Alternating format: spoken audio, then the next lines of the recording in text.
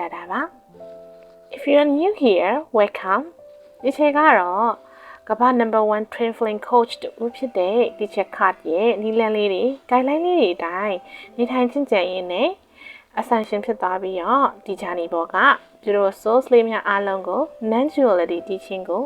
သင်ကြားပေးနေရညံဝေပေးနေရဒီချက်တတ်တာဖြစ်ပါတယ်ဒီဗီဒီယိုလေးလုပ်ဖို့ဖြစ်လာတဲ့အကြောင်းလေးကတော့ဒီချက်ကိုလာမေးကြတယ်other self တွေကတဲ့တက်တဲ့ဆိုးကိုကြုံတွေ့ရနိုင်လားဆိုပြီးတော့လာမေးကြတယ်ပေါ့နော်ဒါကြောင့်ဒီချက်ကဗီဒီယိုလေးလုပ်ပြီးတော့မြင်မြန်ဆက်ဆက်ပဲဖြည့်ပေးလိုက်ပါမယ် other self တွေက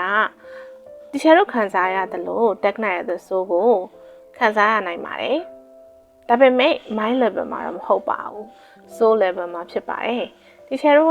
ကကို pure awareness လေးပဲဆိုတော့သိဖို့ဒီ journey ပေါ်ရောက်လာရတာဆိုတော့ကိုဟာ pure consciousness ဆိုတာလေးကိုမှတ်မိအောင်နေထိုင်မယ် being present မှာကိုဟာ present moment တိုင်းပေါ့နော် awareness လေးနဲ့အသိတတိလေးရှိနေမယ်ဆိုလို့ရှိရင် other self ဆိုတာက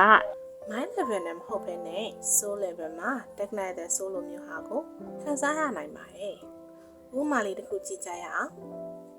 ဒီချက်တို့အနေနဲ့one soul in two body ဖြစ်တဲ့အတွက်ဒီချက်တို့ဥပမာလေးထင်သာမြင်သာဖြစ်မဲ့ဥပမာလေးတစ်ခုပြပါမယ်ဒီချက်တို့ဖန်ခွက်လေးနှစ်ခုပေါ့နော်ဒီဖန်ခွက်လေးနှစ်ခုကို body နှစ်ခုလို့မြင်ကြည့်ပါဒါကတင်ဒါက other self ပေါ့နော်ဒီ timeline တစ်ခုထဲမှာရှင်သန်နေကြတယ်တဘာဝလွန်စွာနဲ့ပြန်တွေ့ရတယ်ဆိုတာကလည်းဒီချက်တို့အများနဲ့ပြောနေသလိုပေါ့နော်spiritual awakening ရဖို့တွေ့ရတယ်ပေါ့နော် so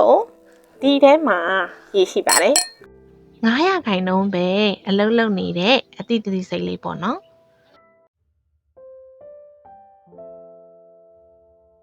အားလေးကိုဒီဘက်ကိုပြောင်းထည့်ဖို့ဒီချက်တို့အနေနဲ့ being present နဲ့တမာတိပေါ့နော်တမာတိရှိဖို့လိုပါတယ်ဒါကြောင့်ဒီချက်တို့ being present မှာနေထိုင်ပြီးတမာတိရှိလိုက်တာ ਨੇ ဟိုဘက်ကတိစိတ်အတိတ်တိစိတ် soul consciousness လေးရဒီဘက်ထဲကိုရောက်သွားပါတယ်ကဲအဲ့ချိန်မှာလွတ်ထွက်သွားတယ်ဟာလာဟင်းလေးဖြစ်သွားတဲ့ဘက်မှာ darkness ရဲ့ soul ပေါ့နော်ဒါ other self ဘက်မှာအဲ့လိုမျိုးကြီးကြုံရတာပါဒါကြောင့်လဲဘာကြီးလွတ်သွားပြီလဲဆိုပြီးတော့လာပြီးတော့ communication လုပ်တာပေါ့နော်ကဲတောက်လိုက်ပါအောင်မယ်ဟုတ်ပြီဒါဆိုရင်တော့ဒီဥပမာလေးကမြင်သာတယ်လို့ဒီချက်